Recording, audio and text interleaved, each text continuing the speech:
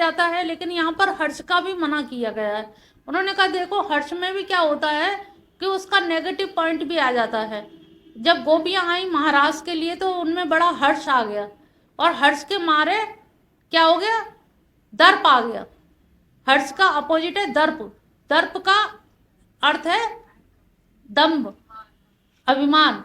तो दर्प आ गया, घमंड आ गया कि अरे हम भी सुंदर लग रहे हैं, तभी तो कन्हैया ने बुलाया है। अगर ऐसा ना होता तो वो क्यों बुलाते हमें, हमारा नाम लेके बुलाया बांसुरी से। तो यहाँ पर दर्प आ गया, घमंड आ गया, तो उन्होंने कहा हर्ष भी नहीं आना चाहिए। हर्ष आने का जो अपोजिट है वो भी आएगा ही आएगा। तो जो भी शब्द है यहाँ पर वह, तो उन्होंने पहले ही, आगे भी आएगा 16वें अध्याय के पहले ही श्लोक में अभय।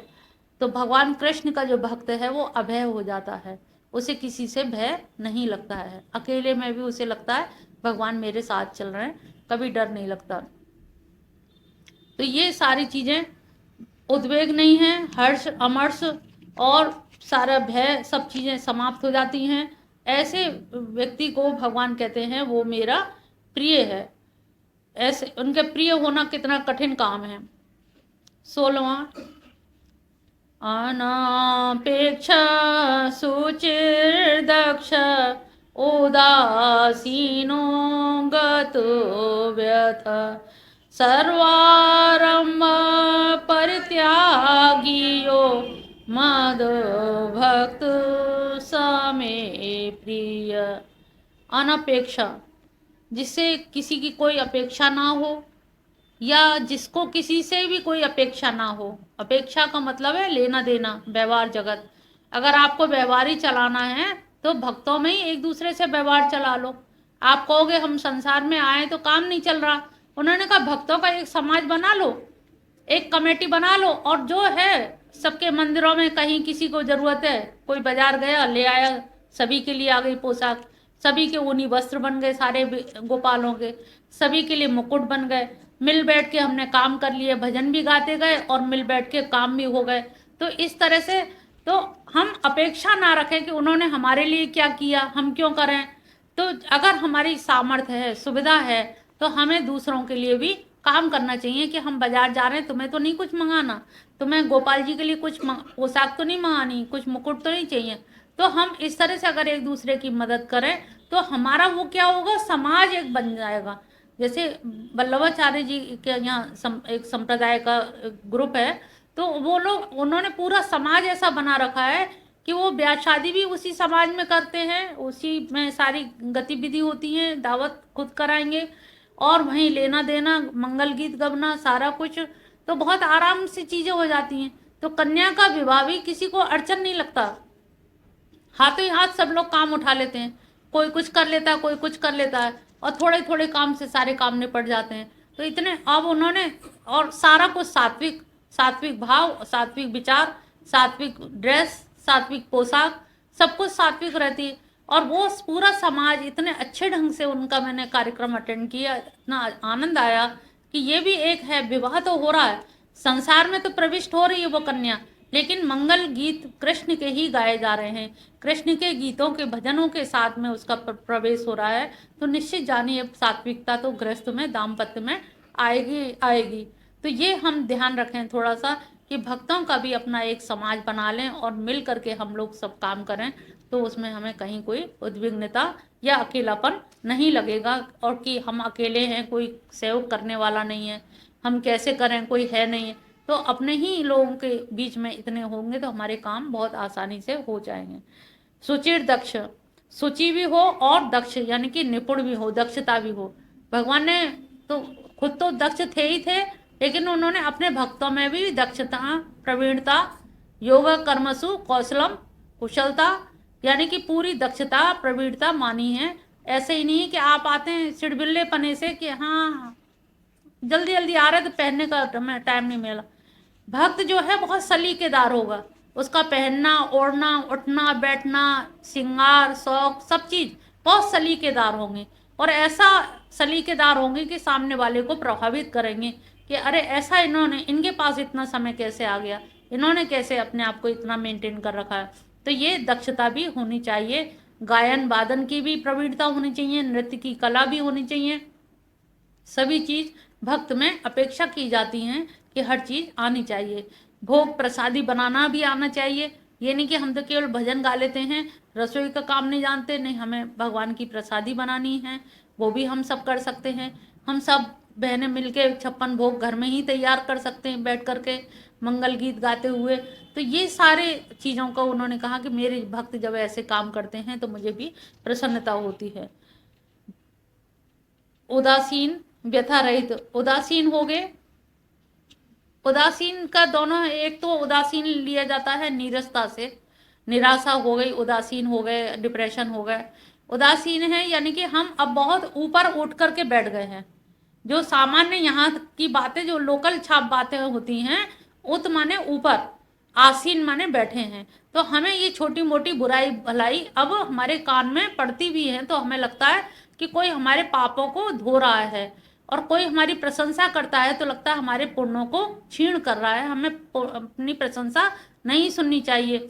लेकिन कोई अगर हमारी बुराई कर रहा है तो निंदक नियरे राखिए। तो हमें अच्छा है, हमारा अगर जितना छोटा आदमी आपका अपमान करता है, बुराई करता है, उतने ही आपके पापों का क्षरण करता है। तो उसको उसी ढंग से सोचिए। जब सोचेंगे तो आपका क्रोध अपने आप ही समाप्त हो जाएगा। तो उदासीन, उदासीन का मतलब है कि आपको इन सारी छोटी छोटी बातों से ऊपर बैठना है। व्यथा रहित होना है। कोई भी व्यथा, काय की व्यथा है, सब उनकी दी हुई चीज है। तो जब उनकी दी हुई है तो वही उसका निराकरण करेंगे।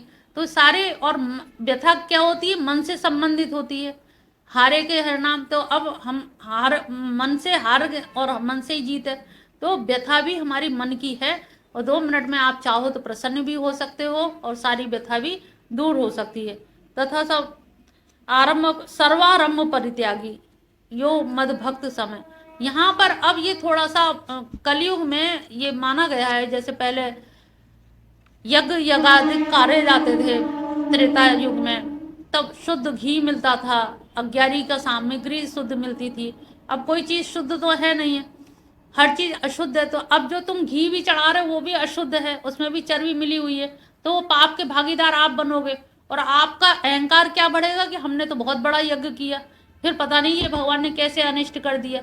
दोष फिर हम भगवान को देते हैं। दरअसल आपने जो सामग्री उपयोग में लाए हो वो दूषित सामग्री थी, और दूषित सामग्री से जब ये हुआ, और हमारे यहाँ तो अब अक्सर दुकानदारों के यहाँ जाओ तो कहेंगे सत्यनारायण की कथा होनी है तो वैसी वाली सुपारी दे दो जो सब किसी खाने काम की ना हो। तो जब इस तरह का हम भाव लेकर के बेकार से बेकार नारियल मिल जाए, बेकार से बेकार चीजें मिल जाए, तो पंडित जी को देनी है कि कैसे भी बेकार टालनी है।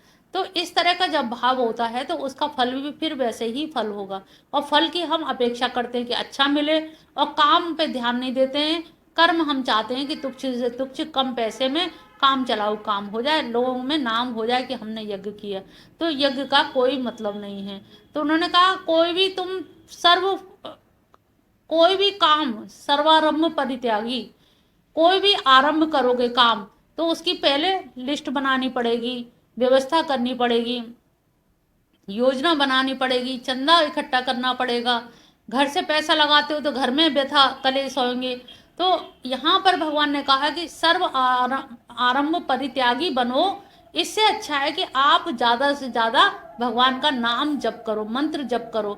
मंत्र जप करने से क्या है कि हर्द लगे ना फिटकरी, रंग चोखो ही चोखो। तो आपका कुछ पैसा भी नहीं गया, कुछ गया भी नहीं, जो गया वो आपने अपने तन से, शरीर से सेवा करी, शरीर से परिश्रम किया, उसमें ना पति ना बच्चे ना कोई कुछ कहेगा, और आपका वो तपस्या फलदायी होगी।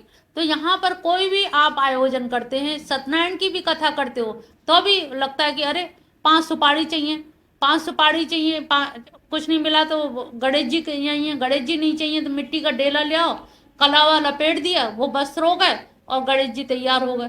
तो इस तरह से ये जो होता है आडंबर टाइप का था, तो ये एक औपचारिकता है, नौटंकी ज्यादा है, समय की बर्बादी है।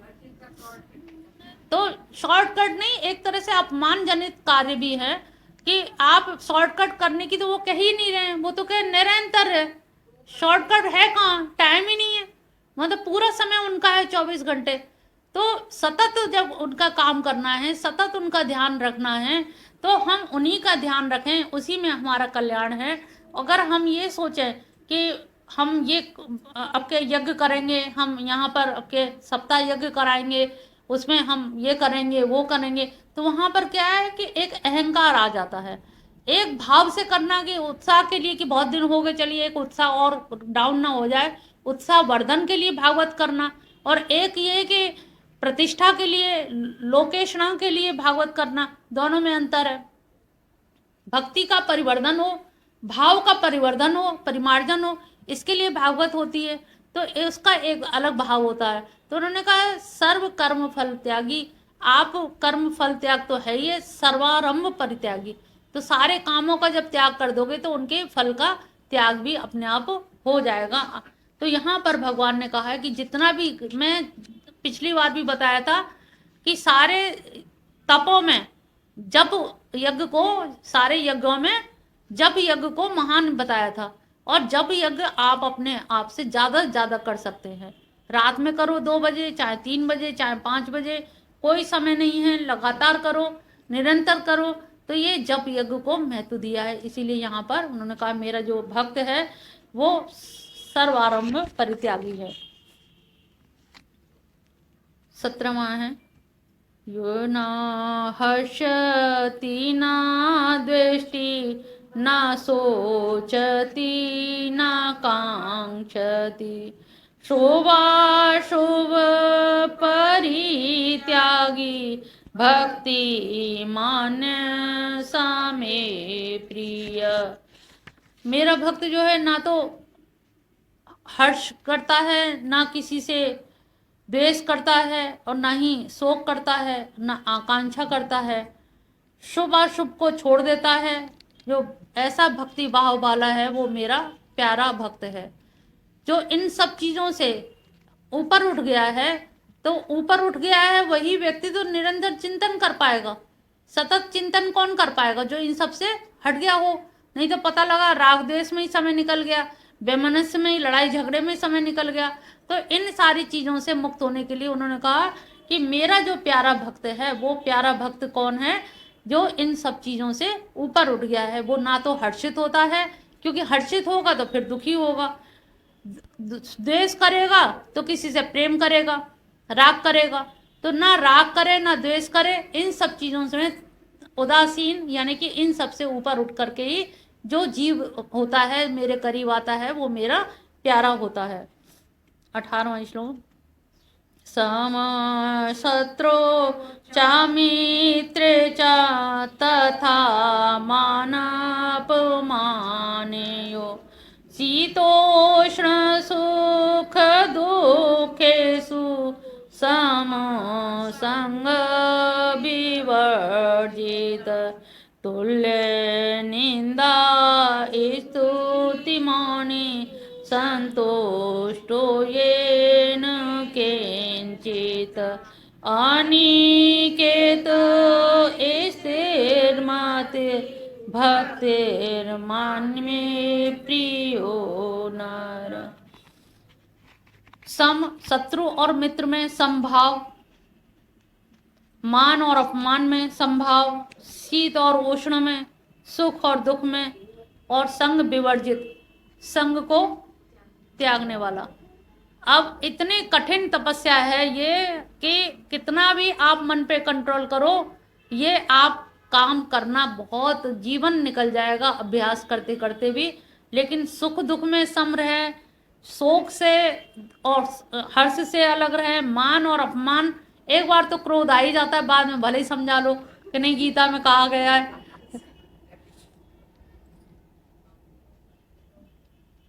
बहुत कठिन है। संग विवर्जित, तुल्य निंदा स्तुति, स्तुति हो तो प्रसन्न मत हो, और निंदा हो तो उसको प्रशंसा समझो। संतुष्टो ये अनिकेत, अनिकेत यानी कि जिसका घर ना हो, ये मत समझ लेना। घर तो हो, लेकिन घर ऐसा हो जिसमें, घर में हम भगवान को, ठाकुर को बैठा सकें, घर हमारे रहने के लिए ना हो, इस उद्देश्य से ना बनाया जाए। घर इस उद्देश्य से बनाया जाए कि हमारा घर में बड़ा सा मंदिर हो, भगवान की सेवा उपासना यथावत चलती रहे, उनका भजन कीर्तन संकीर्तन होता रहे, और हम उनके घर में रहें, वो हमारे घर में ना रहें, हम उनके घर में रहें। हम उनके किराएदार हैं तो हम उनके घर में रह रहे हैं, हम चाकर हैं, इसलिए उनकी सेवा चाकरी के लिए उनके घर में हम रह रहे हैं। तो उन्होंने अनिकेत, यहाँ पे वल्लभाचार्य जी ने भी यही कहा है, और रामानुजाचार्य ने भी, कि अनिकेत अपना घर तो होता है लेकिन घर में अपना भाव मत रखो। जब ये रखोगे कि ये मेरा घर नहीं है, और ये वास्तव में है भी नहीं, कि जब एक फकीर आया तो उसने कहा कि भाई कौन हो तुम? उन्होंने कहा मैं यहाँ का बादशाह हूँ। कह ले पागल हो रहे हो क्या? फिर 5 साल पहले आया तब एक बुढ़ा सा निकला, दाढ़ी बढ़ी हुई थी, वो कह रहा मैं बादशाह हूँ। उससे पहले 10 साल पहले आया, वो कह रहा, एक और कह रहा कि मैं बादशाह हूँ। तुम लोग झूठ बोलते हो सरासर। उन्होंने कहा अरे नहीं, वास्तव में मैं बादशाह हूँ। तब उनसे फकीर को समझ आया कि ये दरअसल राजमहल नहीं है, ये धर्मशाला है। ये धर्मशाला है जिसमें इसके बाबा थे पहले, फिर इसके पिताजी, और अब ये राजकुमार बन गया। तो ये घर भी इसी तरह से ही है। ये हमें सास ससुर से मिलेगा, हम बहू को दे के चले जाएंगे, और हम कहाँ जाएंगे वो भी पता नहीं है। तो हम जिसको अपना घर कहते हैं, तो वो अपना घर वास्तव में होता ही नहीं है, वो अनिकेत ही है। वो किसी और के लिए बनवाया जाता है। बनवाते बनवाते आपकी उम्र 50-60 हो जाती है, तब तक रहने के दिन कम हो जाते हैं, और रहने वाला कोई और ही आ रहा होता है।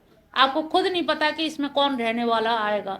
बनवाते आप अपने हिसाब से हो, लेकिन रहता कोई और है, वो बनता किसी और के लिए। तो यहाँ पर अनिकेत यानी कि मकान में अभी से अनिकेत का भाव रखना चाहिए। 20वां, ये तो धर्मामृत मेदम यथोक्तम पर्युपासते श्रद्धानामत परमा भक्तास्ते अति में प्रिय। अब इन्होंने जो भक्त के जो जो लक्षण कहे हैं, सही रूप में यही धर्म है। हम जो धर्म की व्याख्या करते रहते हैं कि तरह तरह के धर्म, उन्होंने कहा कोई धर्म नहीं है, धर्म यही है, अद्वेष्टा भाव हो, आप वैमनस्य ना करें, राग द्वेष ना करें। ये जो लक्षण जो बताए हैं भक्त के, यही एक्चुअल में धर्म है। जो इनको अपना लेगा तो वहाँ अधर्म की तो सवाल उठेगा ही नहीं, प्रश्न ही नहीं उठेगा। तो यहाँ पर धर्म के नाम पे जो लड़ाई होती है, जिसे हम कहते हैं सनातन धर्म, यही सनातन धर्म है। जब से जीव ने जन्म लिया, वो अद्वेष्टा भाव से रहे, वो बैर भाव रहित होकर के रहे, अनिकेत बन के रहे, वो निंदा मान अपमान में समान भाव से रहे। तो इन सब चीज़ों से जब हम देखेंगे तो धर्म का, उन्होंने कहा भगवान ने कि मैंने जो धर्म अमृत कहा है, अभी तक जो बताया गया है, यही धर्म अमृत है। और यही धर्म अमृत जो है, जय श्री कृष्ण, यही धर्म अमृत मैंने जो बताया है, वही सभी के लिए। भक्त के यहाँ उन्होंने 33 लक्षण बताए हैं, और भक्त के 33 लक्षण अगर निकल आ जाएंगे जीवन में, तो सोचिए अधर्म की तो कोई प्रश्न ही नहीं उठेगा। अगर भक्ति ही बन जाए लोग, ना ज्ञानी बने ना सन्यासी बने, केवल भक्त बन जाए, और भक्त के 33 लक्षण अगर जीवन में उतर आए, तो अपने आप ही समाज का कल्याण हो जाएगा, देश का कल्याण हो जाएगा, राम राज्य अपने आप आ जाएगा, सनातन धर्म अपने आप ही स्थापित हो जाएगा। तो ये जो उन्होंने लक्षण बताए हैं, इन्हीं को हम लोग आपस में चर्चा परिचर्चा कर करके धीरे धीरे उतारने का प्रयास करें, कि कहीं थोड़ा बहुत भी अगर हमने उतार लिया तो हम सबका गीता पढ़ना सार्थक हो जाएगा। त्योहार पे आप लोग सोच सकते हैं कि आज माँ जी बंद कर देते, गीता का आज स्वाध्याय ना होता तो हम लोग होली अच्छे से मनाते।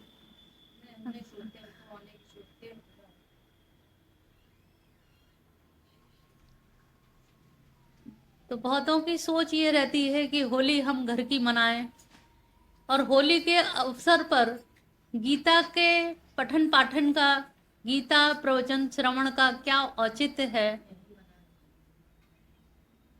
क्या उसकी उपयोगिता है। वही उपयोगिता आप सबको समझाने जा रहे हैं। जो गीता को समझना चाहता है वो होली को अच्छे से समझ पाएगा। गीता में कर्म योग, ज्ञान योग, भक्ति योग, 3 योग का वर्णन है। 3 योग में कर्मयोग के लिए भगवान प्रारंभ से ही आदेश देते हैं, लेकिन नहीं तैयार हुए अर्जुन। बाद में उन्होंने सांख्य योग का उदाहरण दिया। जब सांख्य योग का वर्णन किया तो आप लोग जब होली को समझेंगे तो सांख्य योग को समझ लेंगे, और सांख्य योग को समझ लेंगे तो होली को समझ लेंगे। एको अहम बहुश्याम, मैं एक हूं बहुत हो जाऊं, एक में होरी होत ना है कवऊ, याते की नहीं दूजी। भर पिचकारी मुख पे मारी, नथुनी है गई तंग रंग में, होरी कैसे खेलूंगी या सांवरिया के संग रंग में। दरअसल सांख्य दर्शन का जो मुख्य तत्व है वो है प्रकृति। और प्रकृति में क्या था? प्रकृति में 3 गुण थे, और संसार में क्या दिखाई दे रहा है? वही 3 गुण दिखाई दे रहे हैं। तमोगुण का काला, रजोगुण का लाल, और सतोगुण का श्वेत। अब आश्चर्य की और अच्छी बात यह है कि एक बार को काला रंग उतर सकता है, लाल रंग उतर सकता है, लेकिन सफेद रंग, जैसे कभी कभी हम कहते हैं अरे सिल्वर पेंट लगा दिया, अरे सफेद रंग लगा दिया, लेकिन वो इतना पक्का होता है कि जिसके मुख पे लग जाता है तो वो फिर छूटने का नाम नहीं लेता। तो हमारे सांख्य में 3 गुणों की ही चर्चा की गई थी, और उन 3 गुणों से ही ये होली रची गई है।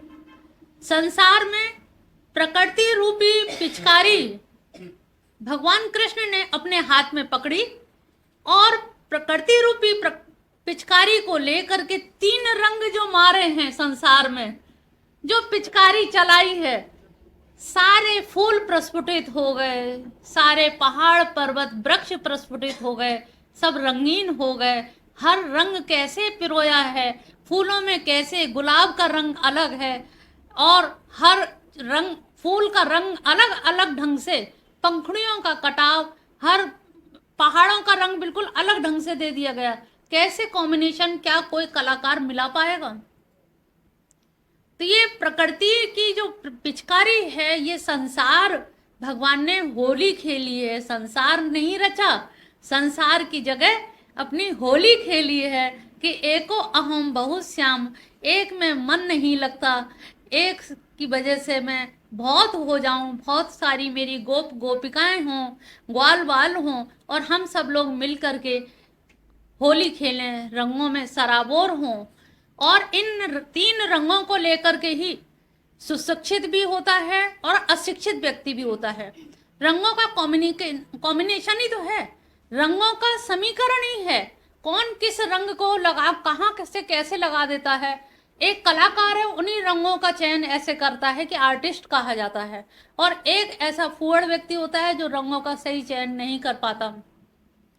तो रंगों की महत्ता कितनी अधिक है। तो रंग का हमारे जीवन में, वो चाहे हमारा मकान हो तो रंग की पुताई भी रंग पे निर्भर है, वस्त्र हैं तो वो भी रंग पे निर्भर हैं। हमारी जो भी दिनचर्या, आप सुबह से देखिए रात तक रंगों से आप कहीं भी मुक्त नहीं होते। किसी भी क्षेत्र में रंग विहीन नहीं हो सकते। रंग विहीन हो जाओगे तो ब्रह्म हो जाओगे, निरअवयव हो जाओगे, निरंग हो जाओगे, निसंग हो जाओगे। तो यहाँ संसार का जीव, प्रत्येक प्राणी रंगों से जो युक्त है, जो दिखाई दे रहा है, रंग है इसीलिए दृष्टिगोचर हो रहा है ना।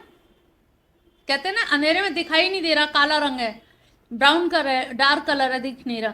तो दृष्टिगोचर, इंद्रिय गोचर, गोचर माने जैसे गाय खेत चरती है, तो ऐसी हमारी इंद्रियां भी संसार का खेत चरती हैं, विषयों का खेत चरती हैं, विषयों का, भोगों का खेत चरती हैं। तो इंद्रिय गोचर जितनी भी वस्तुएं हैं, वो वस्तुएं कैसी हैं? वो रंग के द्वारा ही दर्शनीय हैं, द्रष्टव्य हैं। अगर रंग ना हो तो वो हमारे दर्शन के योग्य नहीं रह पाएगा। तो ये हमारा ज्ञान योग, जब सांख्य योग समझोगे तो ये गीता का ही सांख्य योग है, होली गीता से बाहर नहीं है। और इन्हीं रंगों को लेकर के हम जो काम करते हैं, रंगों का चयन पहले करते हैं, चाहे वो ब्याह शादी हो, चाहे बालक का जन्म हो, चाहे मृत्यु हो, कफन का भी हम रंग चयन करके ही डालते हैं। संत के ऊपर कैसा होगा, सुहागिन के ऊपर कैसा कफन होगा, तो ये सारा रंगों पे ही तो खेल है। कफन तो कफन है, लेकिन हम सुहागिन पे सफेद कफन क्यों नहीं डालते? तो रंगों को सोचो, कितना जन्म से लेके मृत्यु पर्यंत उसका इतना अस्तित्व है, इतना महत्व है, हम लोग ध्यान नहीं देते। लेकिन वास्तव में आप देखो तो रंगों से बाहर की आपकी कोई जिंदगी है ही नहीं। तो जो कर्म योग है, हम जो भी कर्म करते हैं वो रंगों में संपृक्त होकर के, अनुशुद्ध होकर के, रंग से ओतप्रोत होकर के, हम वस्त्र भी पहनते हैं तो वस्त्र भी उसी रंग का ही पहनते हैं, उस रंग में रंग जाते हैं। हम जब कभी सड़क पे कोई जाता हुआ कहते हैं, देखो उनको बुलाओ पीली साड़ी वाली जो जा रही है, महिला नहीं, पीली साड़ी वाली, नीली साड़ी वाली जो, तो हम रंगों के द्वारा ही इंडिकेट करते हैं, संबोधन करते हैं। तो रंगों का इतना अधिक महत्व है। तो ये हो गया गीता का कर्म योग। ज्ञान योग समझ आया, गीता का कर्म योग। अब है भक्ति योग। अब आप कहोगे रंग में, होली में भक्ति योग कैसे होगा? होली में भक्ति योग ऐसे होगा कि जब हम भगवान की भक्ति में अनन्य भाव से, सर्वभावेन समर्पित होके उनके चरणारविंद में जब रमण कर जाते हैं, तन्मयता आ जाती है, तादात्मीकरण होता है, तल्लीनता आ जाती है, अपना स्वयं का अस्तित्व भूल जाते हैं, और जब मैं खत्म हो जाता है, अहम वृत्ति समाप्त हो जाती है, तब हम क्या कहते हैं? मैं तो कान्हा की हो गई, मैं तो कृष्ण की होली, कृष्ण की होली। ये भक्ति योग है, ये होली है, अंतिम होली कि मैं उनकी होली। और जब तक तुम उनके नहीं होगे, ये समझ लो निरंतर हर बार होली खेलनी पड़ेगी। जब तक तुम उनकी शरण में उनके नहीं हो जाते, उनके पूरी तरह से समर्पित नहीं हो जाते, जन्म जन्म पुनरपि जन्म पुनरपि मरणम पुनरपि जननी जठरे शयनम, बार बार गर्भावस्था में आपको आना ही पड़ेगा। कब तक? जब तक होली, जब तक उनकी नहीं हो जाते।